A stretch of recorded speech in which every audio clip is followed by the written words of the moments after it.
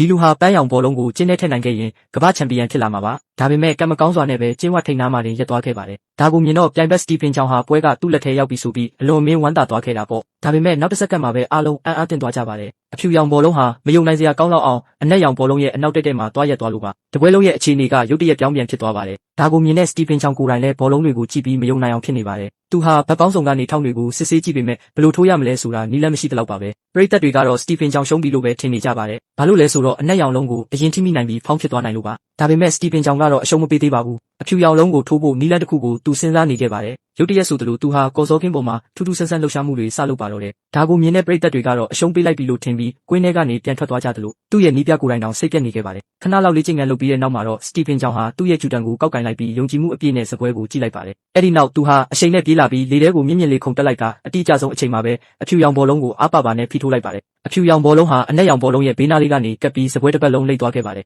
စပွဲကိုတစ်ပတ်ပတ်ပြီးတဲ့နောက်မှာတော့အဖြူရောင်ဘောလုံးဟာပန်းရောင်ဘောလုံးကိုမယုံနိုင်စရာကောင်းလောက်အောင်သွားမှန်ပြီးကျင်းထဲကိုကွက်တိဝင်သွားခဲ့ပါတယ်ဒီလိုမယုံနိုင်စရာကောင်းတဲ့ကစားကွက်ကိုမြင်လိုက်ရတဲ့ပြိုင်ဘက်ဟာလည်းဆုံးသွားခဲ့ရပါတယ်ဒါဟာစတီဖင်ချောင်အနေနဲ့လွန်ခဲ့တဲ့15နှစ်လုံးလေ့ကျင့်လာခဲ့တဲ့ထိုးချက်တစ်ခုပါဒီထိုးချက်ကြောင့်ပဲစတီဖင်ချောင်လည်းကမ္ဘာချန်ပီယံဖြစ်လာပါတော့တယ်